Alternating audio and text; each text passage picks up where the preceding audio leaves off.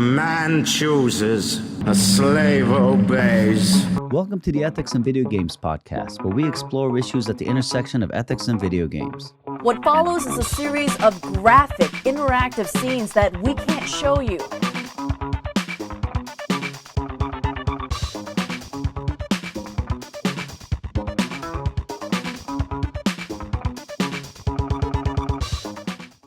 All right, welcome back to the Ethics in Video Games podcast. I want to start out by giving a shout out to my co-host, Andy Ashcraft, who can't be with us today because he's been taking care of his mother. He's a good son, that guy. And I hope he's back with us soon. It is kind of strange doing an episode with without you, Andy, if you're listening. But I've got Catherine Flick here, and it's going to be interesting. Dr. Catherine Flick is a reader in computing and social responsibility in De Montfort University in Leicester, UK, and a visiting fellow at Staffordshire University. Her specialties include the ethics of emerging technologies and video games. She's infamous for her paper on the ethics of human-chicken relationships in video games, and is currently working on convincing as many game companies as possible to not implement blockchain-related technologies within their games. I want to ask why, but there's so much stuff I want to talk about today, Catherine. So let's table that.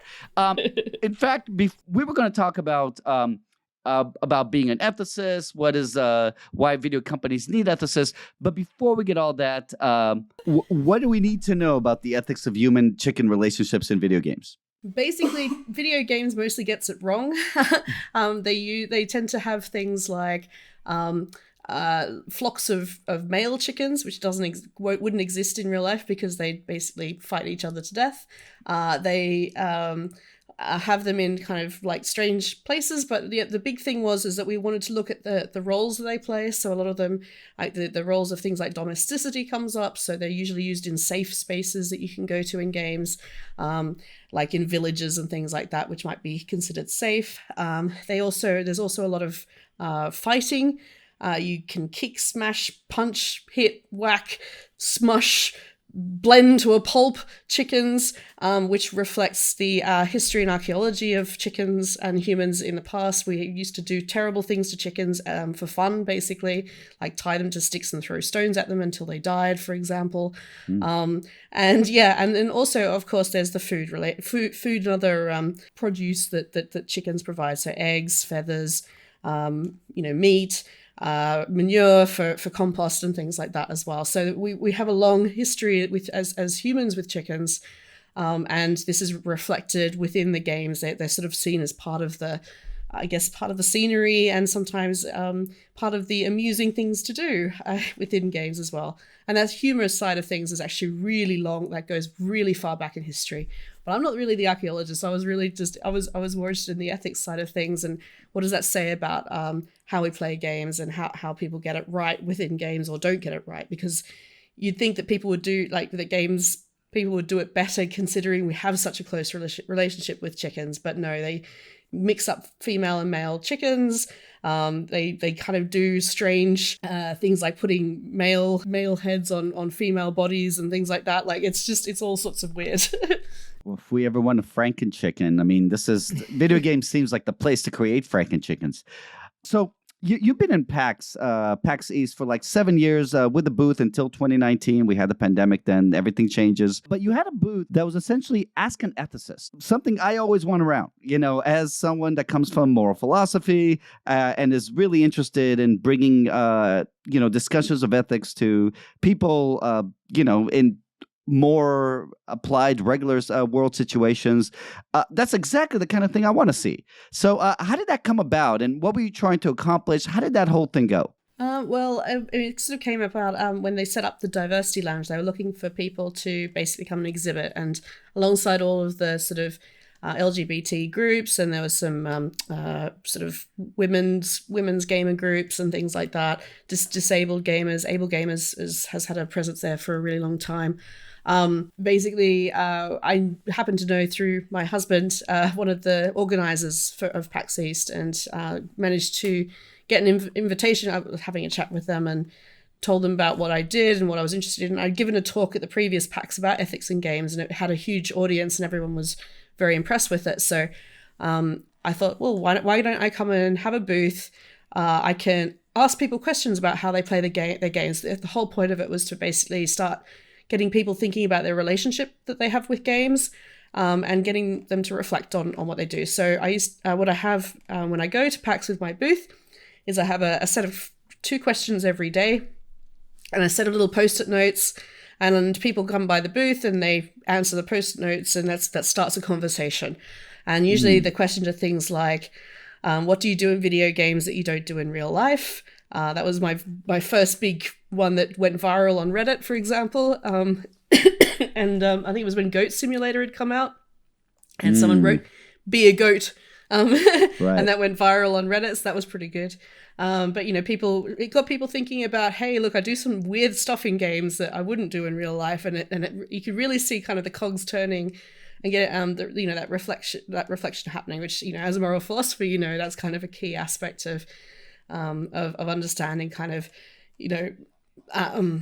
really actual ethics in the field sort of thing, right? So I did that. I collected all of that information actually, and all those post-it notes, and I typed them up, and I've actually got them all as a big data set, but it's not the best data, unfortunately, because it's a little bit bitsy-piecey. But it's been really interesting to see the trends over time, because I was there pre-Gamergate, for example, and some of the questions were things like, what advice would you give to the games industry? And,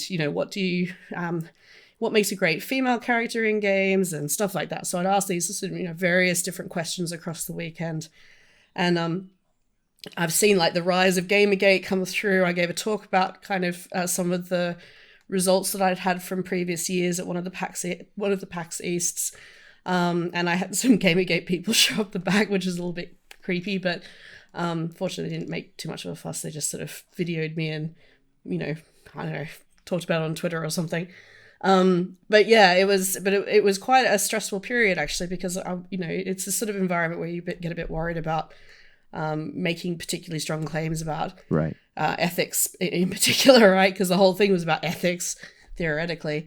But anyway, so we managed to weather that, and over time, then also you can really see the rise in diversity of content. That as games companies are realizing that diverse audiences play their games, we've seen the rise of more diverse characters. I mean, there was a whole kind of controversy about women, portrayals of women in games that has sort of shifted as well. And it's really been really nice to actually see that reflected in the collection of post-it notes that I've collected over the last few years. So, yeah. So was the point to get people essentially thinking about the issues, or to give them answers for these issues? Well, as you know, every good ethicist never gives any answers. They only ask questions. So the idea was to get people thinking. I mean, I wasn't really after, there's no right answers, right? Like, I wasn't after any, there wasn't a prize given to the best answer or anything like that. But what I was after was really kind of having conversations with people about their gameplay. And like these post notes would open up really interesting conversations. So I usually would ask them, what have you written? And then they'd usually talk about it. And, some really interesting stories came out. Like there was stories about how, things like, one of the questions I asked was, how have video games changed your life? And I got lots of really poignant stories about how, it helped one person, play with their autistic brother who didn't speak but would type through Minecraft, and would talk about Minecraft with them, and it basically opened up a communication relationship that they didn't have before, which was really nice. And people connecting with grandparents who are overseas, or finding their best friends, or the best thing about video games is the sort of the battles we've had along the way kind of thing, with MMOs and things like that. So it's been a really interesting source of little just like anecdotes, and you can really tell that the people who wrote these were very keen on, like, it was actually quite a nice thing for them to realize for themselves, right? So in some ways, just having that little experience of reflecting on their gameplay kind of consolidated the positive benefits of that for them as well. I want to push back a little bit about, this idea that in ethics there's no answers, right? Because, I mean, it's interesting what, as ethicists, number one, which we try to do, which is obviously get people to think about it, right? And I've always considered that, the number one goal, right, to have. But of course, there's people that have ideas about what is the right thing to do, and especially what is the wrong thing to do. And, the judgments we make about something like Gamergate, and about, let's say, the representation of women in games, and the treatment of women in companies, et cetera, right? The diversity of, the need for a diversity lounge, to begin with, but right. all come from ethical claims, right? So that people have given actual answers to. So it's kind of interesting what the role of the ethicist is, because on the one hand, it's to get people to think. Is it also to guide people in terms of the right direction? And I know, talking about the right direction, part of me wants to put a quotes on that. Yeah. How would you characterize that? Yeah, so I guess it's a bit facetious to say it's just about asking questions. There's no answers, there's only questions.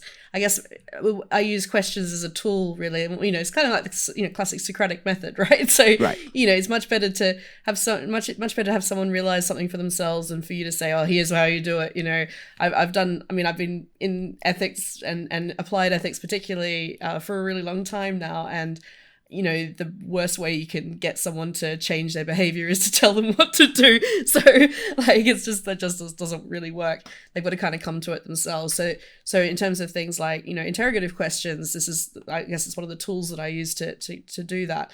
And so, things like, if someone did write down something that was perhaps a little controversial or whatever on one of these post-it notes, I would then sort of say, why did you write that? What do you think about this? Have you thought about these other options? So, what about these other people that could be potentially impacted? All that sort of stuff, right? Have you thought about it from this other person's perspective?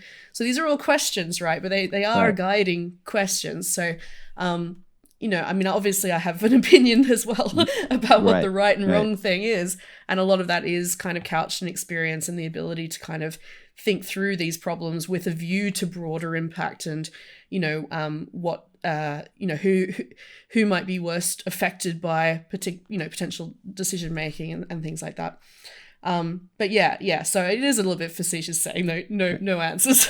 I notice it's also really interesting what the role of the ethicist is in different situations, right? There are points where, you're trying to say what you think is right and wrong and why. And there's a point where you think that would just be counterproductive, where that's not the aim. Right. Exactly. So if you're writing a code of ethics, for example, you have to be very specific about what's good and what's not so good, and what what the community would expect as ethical behavior, right? Whereas in these sorts of more personal kind of one-to-one situations, it's almost like you're playing a kind of a convincing role, but through a particular method that allows them to realize that as well, because they're the ones who are likely to be implementing it rather than being judged against it directly, like you might be judged against a code of ethics, for example, in terms of compliance or whatever. So let's talk about. So you helped write the Association for Computer Machinery's Code of Ethics, Professional Conduct. What are some of the challenges of coming up? So first of all, what is the Association for Computer Machinery? What does it have to do with video games? Right. So it's one of the oldest professional organizations in computing. It's got over 100,000 members around the world. Wow. Probably more than that by now, I suspect. There's been a lot of recruitment drives recently. And basically, I was kind of roped into doing this as I was a member of the ACM because it's for computing professionals, and I do computing stuff, including teaching computer science students and things like that. So, anyway, I was invited by the Committee on Professional Ethics to join the steering committee for this because of my background in things like ethics of emerging technologies and things like that. So basically, they invited me to do that, and we, over a series of weekends locked in a hotel in Chicago, we sat down and we rewrote the Code of Ethics, because it was actually a 1992 code of ethics that we were updating, and a lot of changed, as you can probably imagine, since 1992. I'm assuming this is one of the challenges of coming up with a code of ethics for technology companies, right? The fact that technology changes. I feel like with every technological change, NFTs, immediately, the minute we get NFTs, what's the right thing to do with NFTs? Right. I mean, it's sort of interesting though, because while the technologies change, the principles don't tend to change very much at all. So it's more about the application of that than it is about, we need a whole new idea of what ethics is, right? Just to apply it to this new technology. No, it's all got the same old problems. It just needs to be kind of explained in such a way that makes sense for that particular, that technology, right? But I mean, it was actually the 92 code was actually surprisingly forward thinking. Which we were quite, given it was pre-internet, it was pre-mobile phones, it was surveillance state stuff. Like it was actually surprisingly future-proofed. I mean, it had a lot about physical security as opposed to technical security, but that was one of the big things, and it had some very odd ideas about copyright. But it was actually surprisingly, future-proof. I mean, obviously, there are some technologies that did need to be updated, like that sort of stuff, right? So, So can you give us a few highlights from, again, that would apply to game companies, like things that would be in the code of ethics and that are supposed to apply to game companies? Right. So I think probably there's some key things like avoid harm, right? And there is the opportunity for game companies to cause harm, especially when they go into things like virtual reality and augmented reality. The actual, there's physical harm, also potentially like psychological and other types of harm as well. So, I mean, those sorts of classic kind of principles are ones that video game companies should probably think about, and individuals also who develop games as well, right? Because the code of ethics isn't actually aimed at companies; it's aimed at individuals. So it's about what would an ethical computing professional do.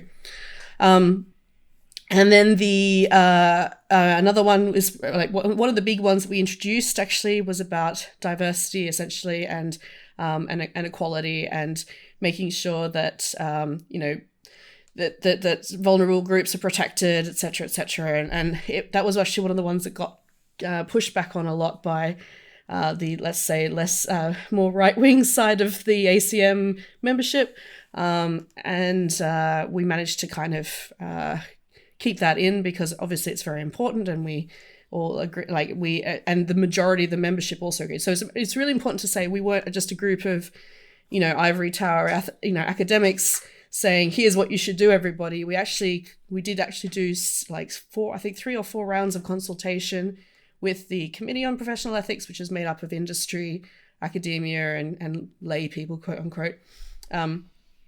We balloted the entire membership a couple of times, but so it was really about, we wanted to make sure it wasn't just us saying, here's the top down kind of rules for thing. It was a community kind of led, it was a community built, I guess, approach to what makes a computing professional, an ethical computing professional.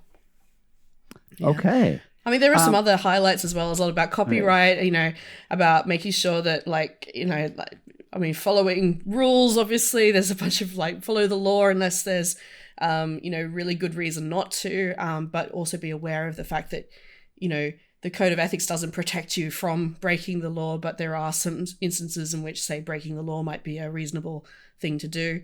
And we see that happen quite a lot, and we've been seeing that in things like ethical hacking and, push back against, certain regimes, let's just say, in terms of, so we're seeing a lot of this kind of come into practice now. And there's there are some companies that have actually picked it up and adjusted it and adopted it for their own purpose, to their own use.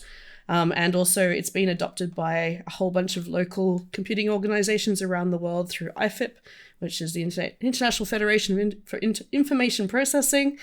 And there's so it's got a pretty broad appeal. And I mean, I wouldn't say it's specifically aimed at video games, but it's something that perhaps video game companies, particularly ones that look to building things like platforms, like one of the other really useful ones that we've got is that if your platform becomes like a part of the infrastructure of society, that you need to take particular care about, how you care for your community and things like that.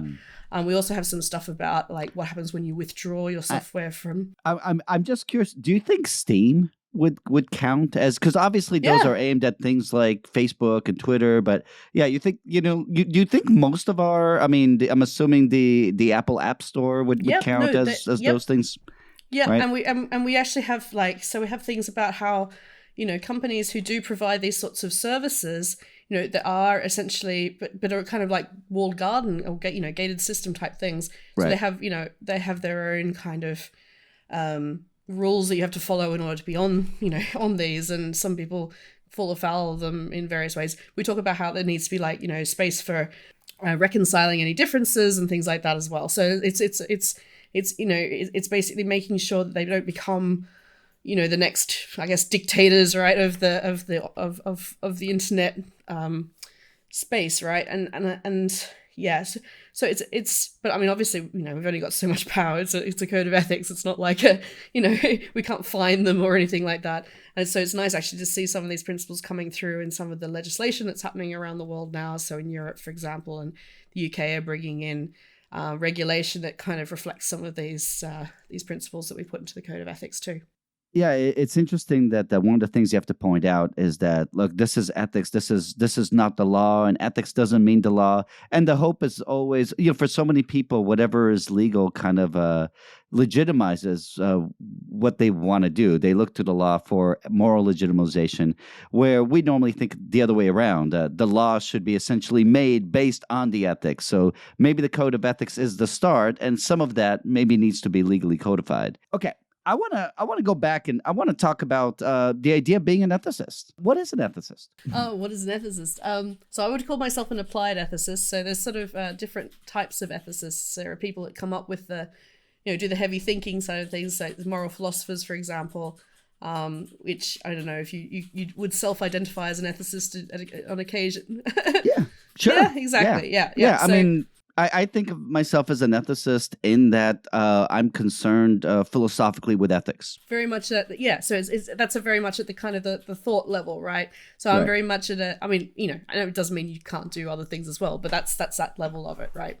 I'm very much an applied ethicist, so I do a lot of reading about what people like you write, and I go, maybe I should write a paper about how this, works with certain new technologies particularly. So my special interest is emerging technologies. I mean, there are ethicists that work in very, much more narrow focused stuff. So looking at things like developing countries and, ICT for development. There's ethicists that work on like kind of the relationship between things like religion and in computer ethics anyway, religion and technology. There's and how that kind of reconciles and stuff like that. There are ethicists that look at very specific aspects. So artificial intelligence, for example, had a huge bandwagon associated with it the last few years, right? So there are very specialist AI ethicists now. I mean, there are people that focus on social media. There are people that I'm more a generalist, so I've got a computer science degree as well and a history and philosophy of science degree. And so I kind of see myself as kind of trying to bridge the gap between the philosophy side of things and the industry and and individual use of technology and how emerging technology can affect society, basically. So lots of companies have lawyers and human resource people who focus on compliance, right? They make sure that companies do what they need to do within the bounds of the law. Then there's people that specialize in things like diversity and inclusion that companies might consult with and maybe hire for training. What's the difference between having people like that in a company as opposed to like having an ethicist or bringing in an ethicist? Right? Like what do ethicists do that these other people don't do? I mean, I don't really see an ethicist as being of particular use to, say, very small companies, like, on an ongoing basis. They might, for example, I might go and do some consulting work or something for them, but it's more about looking at the overall strategy of the company and how they, how do they come about decision-making processes? Basically, how do they look forward, right? Do they look forward just in terms of how much money do we make, or do they look forward in terms of other questions like, do we want to build a strong, robust, resilient community? Do we want to give back to the world in some way? And it kind of, you're starting to see some of this kind of getting encapsulated in things like B Corp. B Corps, for example. So Us 2 is a really good example of a games company that is a B Corp. And B Corp looks a lot more social responsibility and has a whole load of hoops you have to jump through in order to get. It's really, I mean, Us 2 is one of my favorite video game companies to talk about. But they also, the game, and that gets reflected in the games that they make. So they make games that have positive benefits for society. So like Alba, for example. I mean, this is like the shift from let's just make loads of money off, the latest kind of match 3 game, mobile game or casino game or whatever on mobile phones is it's very much the other side. It's about how the company kind of moves forward and what their goals are with the company. So I see it more as a kind of strategic thing. Don't get me wrong. You can also look at like much more specific aspects of that. So things like diversity and inclusion can all be part of what an ethicist might help with. Looking at things like, recruitment strategies, like what might be useful policies within the workplace, that sort of thing. Also, I think the strategy thing, though, is the main thing because, what I've been talking to a lot with companies at the moment has been about should we do NFTs, for example, right? Right. And, or should we do a blockchain game? How do we integrate crypto into our games in a way that's, okay, right? Hence my trying to convince everybody not to, because it's just not a good idea. So notice, right? I mean, from the ethicist perspective, right? Because you get a question like, okay, there's this new technology, right? We're thinking about incorporating it into our games. We have engineers that tell us about how this could be, viable that way. We have accountants that tell us how financially viable this is. The ethicist comes in, and I'm assuming the idea here is how morally viable that is. Right. Well, it's not just morally viable. It's about it's about social acceptability as well. So will the community accept it? Because sometimes those things don't necessarily equate to each other either, right? Oh, absolutely. Yeah. We accept a lot of things that Exactly. we feel like we have no choice but to accept. Right, yeah, things like loot boxes, right? It's a classic example. Yeah. So, a lot of it, yeah, so exactly. So I might get asked, okay, how do we implement this in our game or whatever in a responsible way? And so, it even comes back to the silly things like the chickens, right? So how do we, make sure that we accurately represent other cultures, animals, and relationships with animals in the games? Like, do we really want to have, like, I think have you seen the Twitter account, can you pet can I pet the dog, right? The pet the dog Twitter account? No. So there's a Twitter account that basically goes through all the video games that come out, and if there's a dog in it, it asks, can I pet the dog? Okay, right. Always love petting the dog. Yeah, exactly, Yes. right? And everybody loves petting the dog, but Yeah. sometimes you can't pet the dog, and sometimes the poor dog gets horribly murdered or whatever, right? And so there's like, so even like little things, like it can come down to little things like that, right? Where you think, oh, yes, like the classic MMO style thing is one of the first quests you do is you go off and you kill 20 animals and bring their skins back or whatever, right? Like it's a fairly classic sort of thing.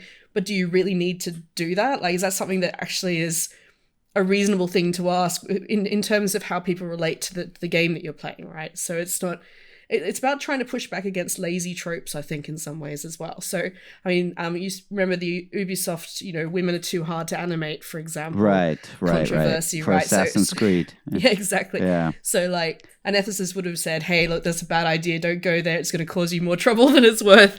But they, and sometimes because of that, we're seen as a bit of a roadblock to an aesthetic or, or innovation or whatever it is that they're trying to do. But actually what we're really trying to do is make sure that, they don't end up in a kind of a Twitter flame war and, with everybody getting grouchy at them, and there being that sort of potential for harm to the community or to the games industry, on the whole, further down the track as well. So it's more about, holding them back a little bit and say, just stop, wait a second, just think about this, think about the broader impact, think about the future impact, what's this going to look like in, 6 months, 2 years time, sort of thing.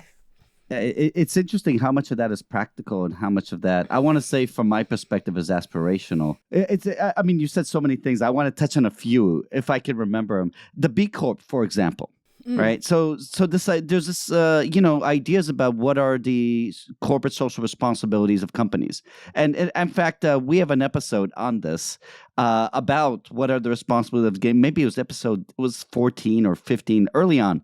Um, and people have different ideas about what companies are responsible for. So, for example, our B Corps. B Corps are companies that feel like really as part of their core mission, right? They need to do good, and some people feel like that should be the role of every company. Right, that this is not a choice that you could have, but this is the moral obligation of any company. You're not really a good company, right, if you're not contributing something positive to the world. And other people have different ideas about what the corporate social responsibility is. But notice this idea of nobody wants to be seen as I wanted to say the AE of the world, but yeah, no one wants to be seen as kind of like, the evil company, right? People want to be seen as a company that, that is a good company, whether whether they're good members of the gaming community, whether they treat their employees well. Part of that just connects, I think, to our desire to be good and be seen as good. And it seems to me that one of the things that you say that the ethicists do bring in is consideration on how best to do that. So notice how part of that is acceptable, but it's not just what's acceptable. It's also maybe a little looking forward beyond what's acceptable to, let's say, what we think might be the right thing to do, us who have thought about ethics for a good bit. Because, I mean, if you look over time, acceptability changes, right? So, right. 10, 15 years ago, the idea that, facial recognition is so part of the fabric of society, that would horrify a lot of people, right? But these days you're just like, oh yeah, whatever, I go shopping, So these things shift, and it's because of the normalization of these potentially problematic technologies that you get this sort of shift. You get the acceptability of that changes. I mean, a really good example also is augmented reality, right? So Google Glasses was seen as being like a horrible, privacy invading thing, and now we've got Ray-Ban's got Facebook glasses. There's, Snapchat's got their glasses. There's, everyone's coming out with glasses, and that's shifted, right? Yeah, exactly. And this is what happens in technology. This is why I really like looking at emerging technologies because of this, right? Yeah. So I mean, I think that's what's really interesting, because it's not so much about the technology bringing in something completely new most of the time. All the old problems are still the same. So, privacy, security, autonomy, all of these sorts of things are the same across all these different technologies. And it's really just about the application. In many ways, it's about the application of that. And what an ethicist can do is help to show what that looks like for this technology, if that makes sense, through, some of these tools that I'm talking about. Right. Yeah. It's interesting. A lot of that, when you think about an issue concerning, privacy of a player, let's say, and the amount of information a company might have that, and what it might do with that information, whether it use it to sell to that person or to potentially try to, get that person, whether it sells that information or uses it to, let's say, to try to sell something to that person. We can kind of go back and look at the history of how companies have dealt with, information and take the principles that have been kind of thought up over time. Though I do think that maybe this is because, when I teach on moral issues, I'm always looking for the specific, interesting new thing that seems to take our old principles and challenge them in new ways. Yeah, so I think, the key thing here is that, you challenge those principles, right? So the principles aren't necessarily, they don't go away. They change, like the application of those changes, and we adapt how they kind of apply to new technologies in these new situations. I mean, privacy's been a thing around, like we've had privacy for a really, really, really long time. And it's not so much about, like, a really good example is in that the code of ethics I was talking about, right? So it's like we had physical security was the key thing back in the 1992 code, whereas now it's all about things like information security and cybersecurity and all that sort of thing. So it's not that the underlying principle has has changed so much. It's more the application of it and what it looks like in this current century, I suppose. Back in Roman times, for example, it probably would look very different, right? So, security would have been more physical as well, with guys with swords and stuff, right? But we don't tend to do that these days, so yeah. Right. Though it's interesting if it's interesting. I haven't thought a whole lot about privacy, but certainly norms about privacy have changed, and it's interesting how changing norms. When we talk generally about respecting privacy, the way we apply that principle in one period could be very different from the way we apply it in another period, because our notion of privacy, and which are culturally relative notions of privacy. Absolutely. Yeah. Which also has to be a really kind of big one. It's interesting how video game companies localize their products. And a lot of times when they localize, the idea is they want to localize to the ethical norms. Yeah, so in China, for example, you can't have blood, right? Because it's considered part of, kind of a forbidden thing to talk about, like, right? And so they have green zombie goo or something like that instead, right? Right. I mean, in some cases it seems very, very benign, like that. And in other cases, the sexualization of, let's say, Japanese games and the way they're localized differently in the United States, or maybe the way you might depict religion in your game might be different in different cultural contexts. And it's interesting. I've had, for example, now, mind you, I mean, we're moving away from the privacy issue, but notice, right? It is really interesting, because if you're a game company, so much of what you're looking for is very practical, in the sense of, you don't want to piss anybody off. You just want to essentially deal with accepted norms. But then you get things like the case of the Japanese situation that I just, brought up. Where you have people complain of, look, it's just not right to censor the game, right? And then we're talking about things like censorship. And when you've got a problem like censorship, right, you can bring in your people that are going to tell you what the law is. You can bring in people that are going to tell you what the audience expects. But then there's also the question of right and wrong.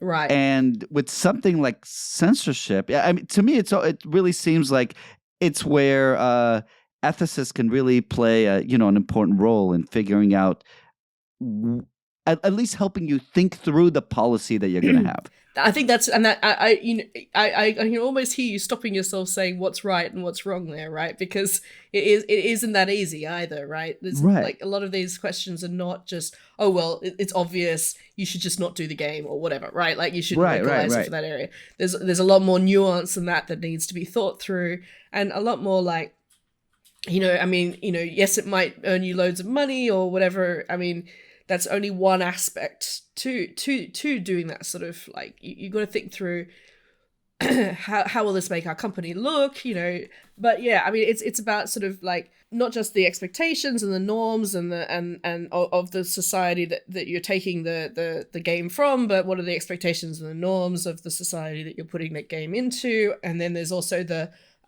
like the broader society, and then there's also the gaming community as well, because there is a very niche gaming community that quite enjoys those sorts of games within, say, North America, and they're usually the ones that yell about censorship, right? So there's some classic ones, particularly like, I think it was, I can't remember which game it was now, but there was one where they changed the sliders so you couldn't change the breast size as much. Yes, yeah, right, yes. yeah. Right. But stuff like that, for example, it reflects a certain kind of gaming culture within the country that it's come from, and it doesn't necessarily translate so well to potentially a broader audience in, say, Europe or North America. And I think that's sort of it's heavily cultural, right? And then this is where you start getting the conversations about moral relativity and all that sort of stuff, right? All these kind of classic, oh yes, but if everything is just relative, then what it really is right and wrong, right? And it's like, well, it's still relative. It doesn't really matter. It's about understanding the society and the culture and the expectations and norms and of behavior that happen within this particular space that you're specifically putting your game into, right?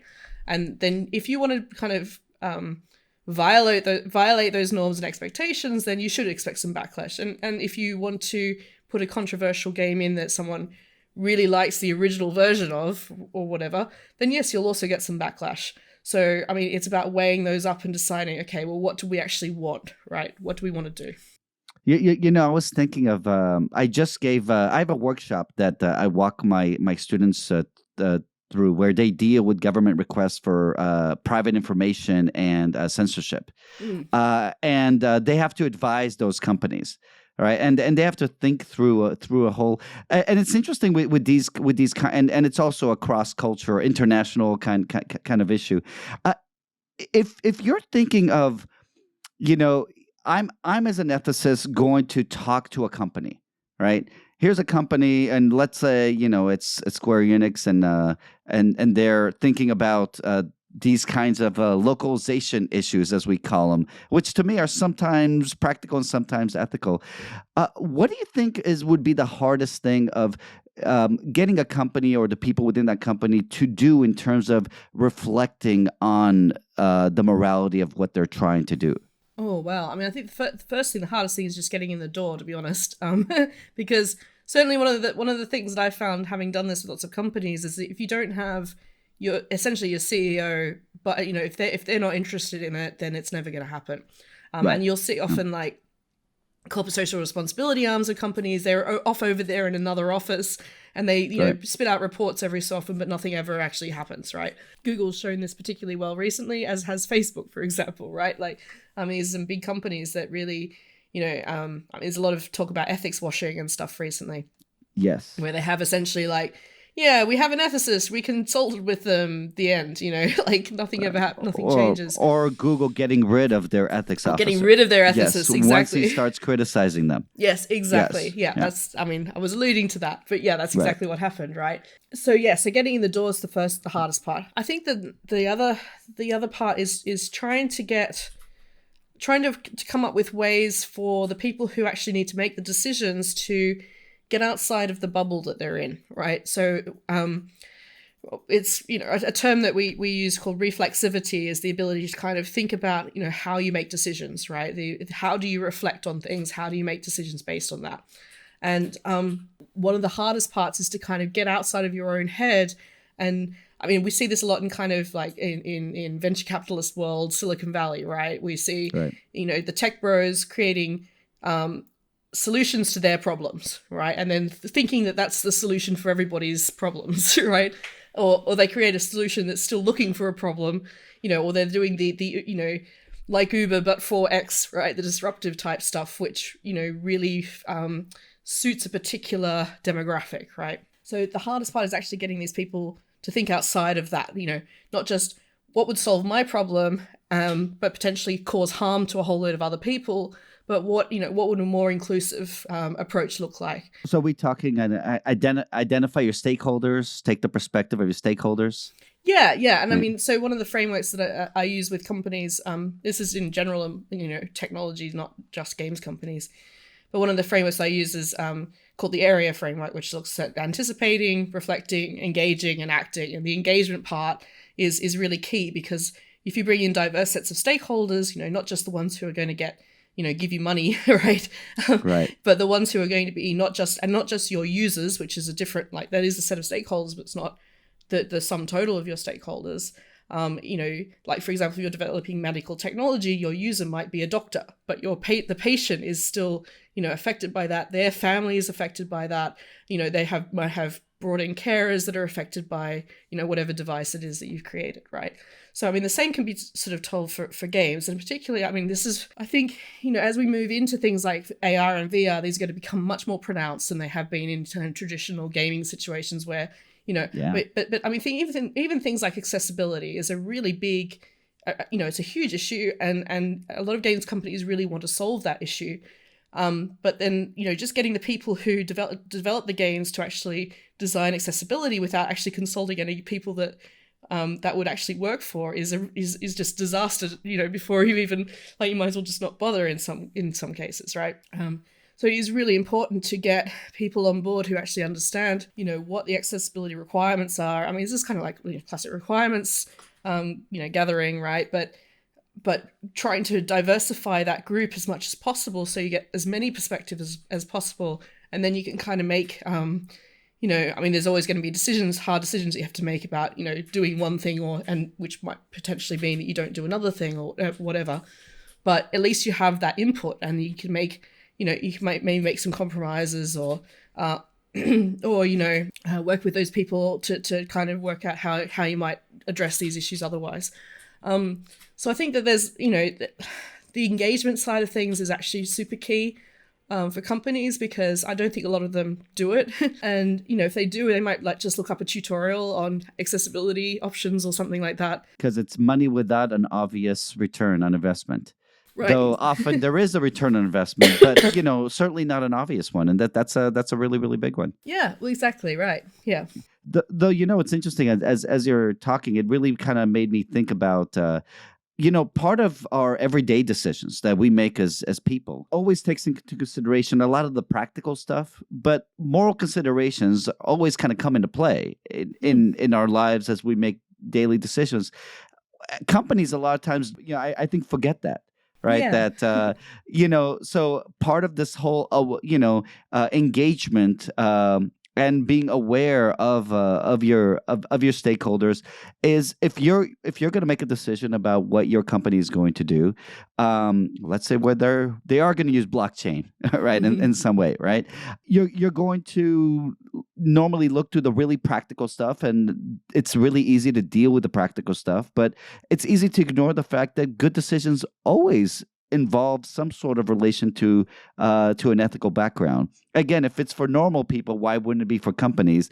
And yeah, I think what you're saying, a lot of it is to make companies aware of that and incorporate that into their decision making. Yeah, and I mean, like you said, I think a lot of companies make decisions, but they don't really understand why they've made those decisions as well. So one of the exercises that I often do with students is we'll talk about some sort of current event, like technological event, or that is controversial, right? And students will have this kind of gut reaction to it, like they'll be like, "Oh, that's a bad idea." And I'll be like, "Okay, now stop there. We need to unpack why is that what causes that response, right?" Or they might say, "Oh, that's great," and it's like, "Okay, let's stop here. Let's unpack why is that a great, why does that make you feel, firstly, surprised, and secondly, that it's great, right?" And so that kind of unpacking of the decision-making process and that gut reaction, I mean, that all that stuff underlying that is sort of assessment against a set of moral values, right? And so being able to unpack that is part of that reflexivity stuff that I was just talking about, right? Being able to actually understand how is it that you factor into it, and your values, your understandings of what's good and bad, etc., etc. How does that actually factor into then how you live your life, right?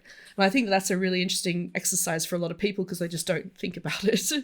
Yeah, absolutely. Okay, so what do you want to leave our listeners with when it comes to how we should think about gaming and ethics, or about the use of ethicists by game companies? I'm just going to kind of leave it open to you to decide how you want to end it. Well, firstly, make sure you depict your chickens correctly.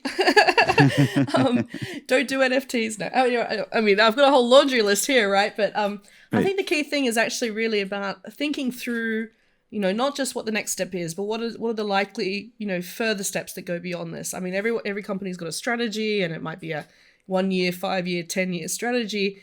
But it's about then not just looking at it from a financial perspective or, what games that we're going to, develop, but about thinking about the whole package. What do we want our games to achieve?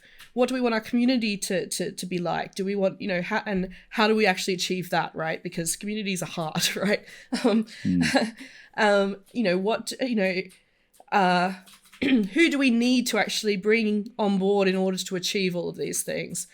How do we make our decisions at the moment? Is it just one person who just decides everything? Is there kind of like, can we get more people involved in that decision-making process? Can we kind of start to unpack some of these, this sounds like a good idea versus this sounds like a bad idea kind of stuff, and what's behind that? Maybe come up with some sort of like company set of values that, that are really out there and obvious to not just, the people who are developing the games within the company, but, making that open and transparent to your users as well, right? Maybe even looking to some external like corporate social responsibility goals. So things like B Corps, for example. I mean, we now have some good examples of games companies that have done that. And I mean, I just saw the news today that Us2's actually become employee owned as well, which is actually a really, really good step in games companies too. Interesting. So yeah, so things like that, making things more democratic, which then, not by default, but is part of the step of the process of actually bringing more people in to, diversify these decision-making processes. So I think, yeah, and then, when it comes down to individual games, it's about then understanding, the context in which, the game that might be published isn't just going to be the people that, you bring in to do your user testing or whatever. It's going to be a much broader audience, and they might have opinions about whether or not it's too hard to animate women, for example, or how big the breast sliders should be, or whatever it is. Just opening yourself up to understanding that there's going to be a broader impact of your game, and you need to take control of what that's going to be, rather than letting it kind of just fall out in the after the release of the game. I think is probably the main message. Yeah. All right. Thank you for that. All right, Catherine.